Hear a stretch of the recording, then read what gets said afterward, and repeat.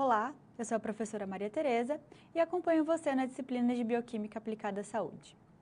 Para darmos início à aula de hoje, pergunto para você: qual é a importância do metabolismo do carboidrato? Vamos ver na aula de hoje?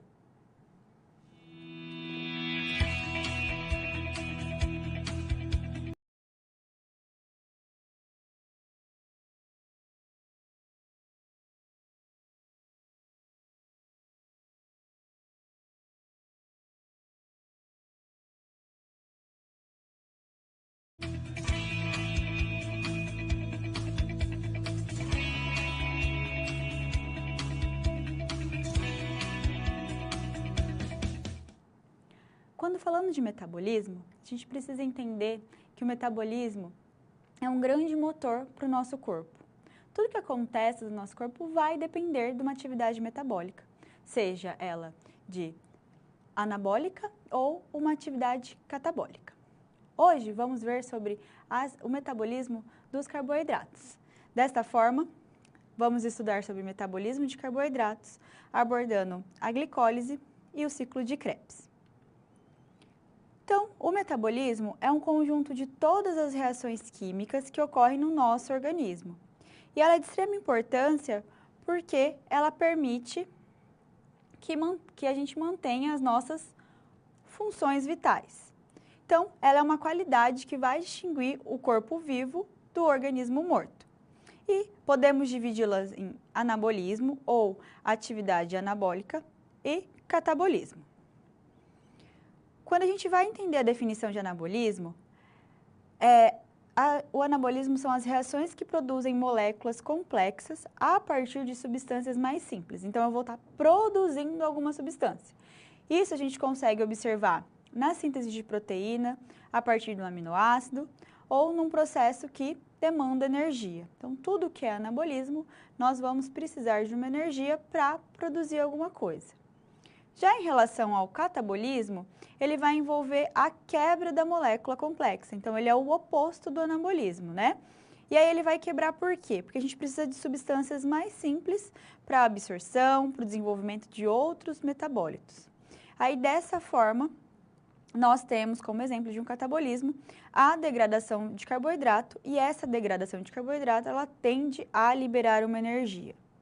E aí, quando a gente fala de anabolismo, estamos ali relacionando a um crescimento, a reparação dos tecidos e ao armazenamento de energia. Já em relação ao catabolismo, ele vai ser crucial para a liberação de energia. Essa liberação de energia que nós vamos entender um pouco mais na aula de hoje, através do metabolismo de carboidratos. E aí, falando de energia, né, da produção dessa energia, nós temos o ATP. O ATP é uma molécula crucial para a produção energética do nosso organismo. Nós falamos que o ATP é uma grande moeda ali de energia. Então, ao consumirmos um alimento, a busca de energia, né, por exemplo, estamos consumindo um pão rico em carboidrato. Esse carboidrato ele vai ser quebrado, ele vai ser metabolizado no meu organismo para a produção do quê? Para a produção desse ATP, dessa molécula de energia, então, que é vital para o funcionamento do nosso corpo. Vamos ver mais um pouco sobre ela? Então, o ATP é a sigla para adenosina trifosfato. E é uma molécula formada, então, por adenosina e fosfato. É uma fonte de energia para as células realizarem seus procedimentos celulares, né, seus processos celulares. E o ATP é o responsável pelo armazenamento e transferência de energia nas células. Então, a gente vai utilizar um ATP e vai liberar uma água, consequentemente também a energia, e vai transformar esse ATP em um ADP mais uma molécula de fosfato. Quando a gente quer produzir um ATP, que nós vamos ver no decorrer da aula de hoje, a gente vai juntar, então, vai fazer a união de um ADP com o fosfato, promovendo uma energia ali, um processo catabólico, formando, então, esse ATP. Então, o ATP ele vai ser produzido durante o catabolismo de carboidratos, lipídios e proteínas, sendo a sua produção um dos principais resultados da glicólise e do ciclo de Krebs. Então, esse metabolismo, esse catabolismo do carboidrato, que a gente vai ver na aula de hoje, ele vai proporcionar ali a liberação de ATPs. Assim como lipídios e proteínas também podem estar contribuindo para essa liberação de energia. E aí, como é formada essa molécula de ATP? O que vai contribuir para a formação? Nós vamos ter uma parte que é uma adenosina, um açúcar que é uma ribose e 3 moléculas de fosfato, formando então adenosina trifosfato, que a gente simplifica como ATP. E aí a energia armazenada no ATP, ela vai ser liberada quando ligações entre o segundo e o terceiro grupo fosfato é liberada. Então, o ATP, ele está ali armazenando a energia e quando nós precisamos gastar essa energia em alguma reação, em algum metabolismo, o que vai acontecer? Um desses 3 fosfatos vai se desprender ali dessa molécula, liberando a energia ali presente naquela ligação, e esse ATP, ele vai se transformar em ADP, que é a adenosina difosfato, e liberar também um fosfato para o ambiente, certo? E aí, o ATP, então, o que vai acontecer para ele liberar esse grupo fosfato? É uma hidrólise. Uma hidrólise é uma quebra pela água. Então, ele vai liberar, através da hidrólise, a energia dessa ligação que vai ser realizada num trabalho biológico, num metabolismo, numa reação química, né? E aí, para cada molécula de ATP que é quebrada, em ADP, uma grande quantidade de energia é liberada nesse processo celular. Então, aqui, uma molécula de ATP mais a água que vai realizar a hidrólise e a quebra, libera, então, uma molécula de ADP mais um fosfato. E aí, quando nós vamos produzir o ATP, o que vai acontecer, né? De uma forma simplificada, esse ADP vai se reunir com um fosfato e vai armazenar essa energia dessa ligação na forma de ATP, que é a adenosina trifosfato. E aí o processo de fosforilação oxidativa, que ocorre na cadeia de transporte de elétrons, dentro da mitocôndria, é o processo que mais produz ATP no corpo. Então, dentre todas as reações que nós vamos estudar, o transporte de elétrons, ele é o que vai mais produzir uma quantidade satisfatória de ATP, né? Vai produzir mais moléculas de ATP. Porém, nós vamos ver que tem diversas etapas que são primordiais também para a produção dessa energia. Então, quando nós temos essa molécula de ATP, nós precisamos, né, conseguir unir e produzir cada vez mais ATP, porque ele vai ser o nosso aporte de energia. Uma das formas da gente conseguir produzir esse ATP é através da glicólise. Então, vamos observar como que vai funcionar. Quando a gente fala da glicólise, então, ela vai ser a primeira etapa do metabolismo da glicose. E vai acontecer ali no citoplasma da minha célula, ainda não entrei dentro da mitocôndria. Então, ela é uma etapa citoplasmática.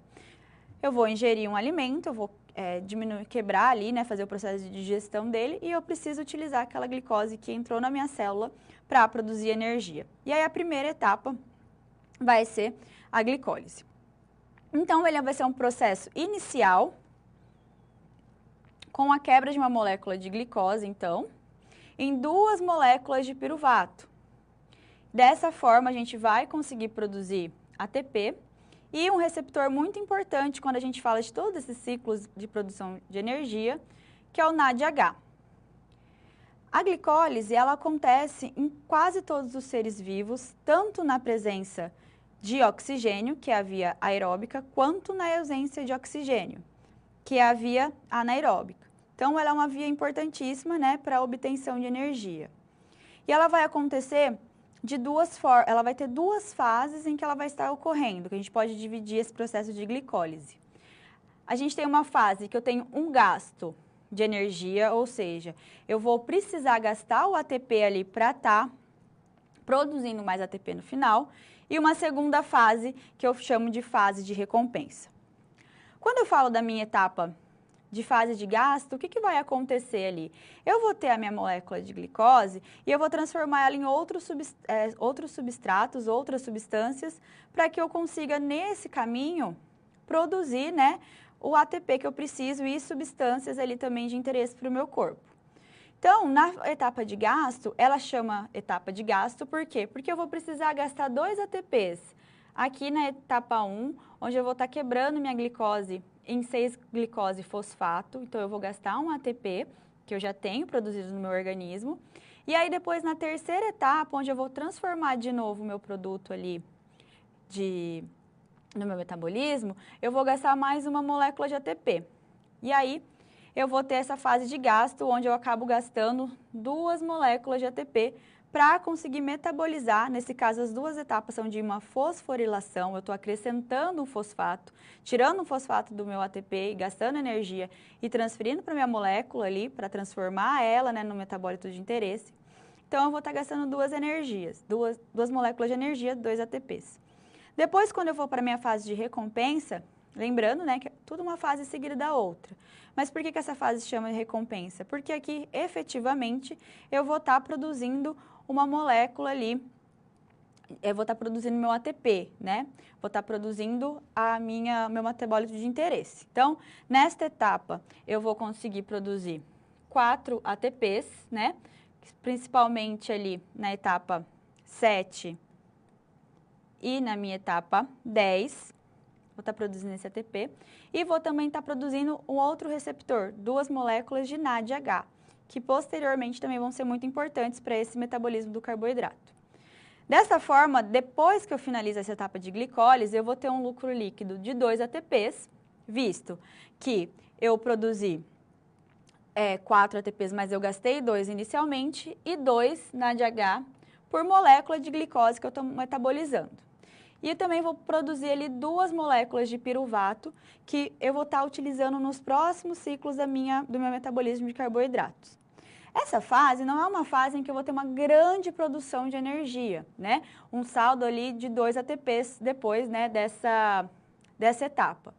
Porém, ela vai ser muito importante para as etapas que seguem, né, o metabolismo de carboidratos e também ela tem um fator importante. Ela é uma via fácil de obtenção de energia e, em alguns casos, ela pode acontecer mesmo na ausência de oxigênio, o que para o metabolismo é muito importante, certo? Vamos prosseguir, então, com as etapas do metabolismo energético. Então, lembrando, né, que na glicólise eu vou ter a formação ali do piruvato, né? Depois que eu sair, um dos metabólitos que eu produzo é o piruvato. E ele vai ser muito importante porque a gente vai para uma próxima etapa, né, desse metabolismo de carboidratos, que é a formação, então, do acetil-CoA. Quando a gente tem a presença de oxigênio, o piruvato que é formado lá na glicólise, ele vai ser transportado, então, do meu citoplasma celular para dentro da minha mitocôndria. Mitocôndria, né, que está representada aqui nessa nossa imagem. E aí, o que vai acontecer? Em que etapa, onde ele vai? Né? Ele vai ali para a matriz mitocondrial.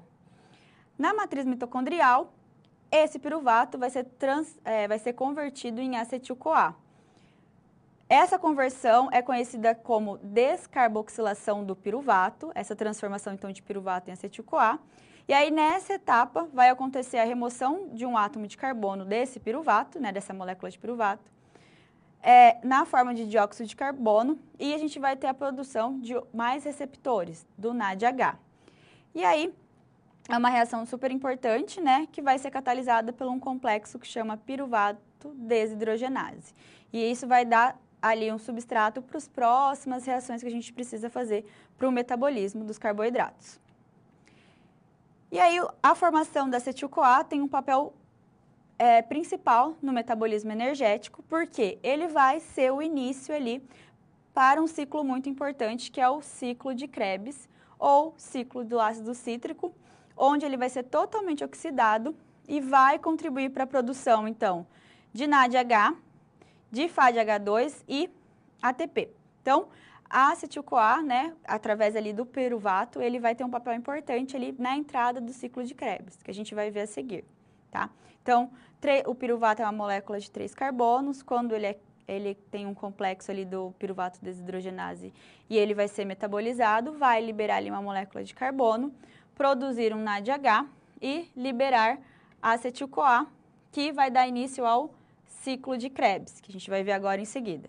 Então, o ciclo de Krebs é importantíssimo para o metabolismo energético, ele vai acontecer também na mitocôndria, na matriz mitocondrial, das células eucariôticas, então daquelas células que possuem o núcleo organizado, igual o nosso organismo, né, possui.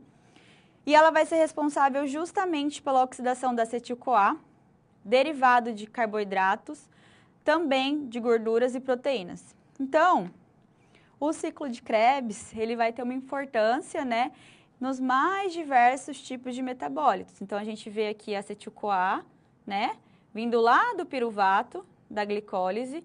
Quando ela é transformada em acetil-CoA, ela entra na via ali do ciclo de Krebs, que vai ser responsável por oxidação de ácidos graxos, biossíntese de ácidos graxos, contribui na biossíntese de colesterol, na produção de porfirina, na gliconeogênese. Então, a gente vai produzir ali no ciclo de Krebs, vai liberar metabólitos que são extremamente importantes para vários tipos de atividades ali que meu corpo vai estar desenvolvendo, vários tipos de reações bioquímicas, tá?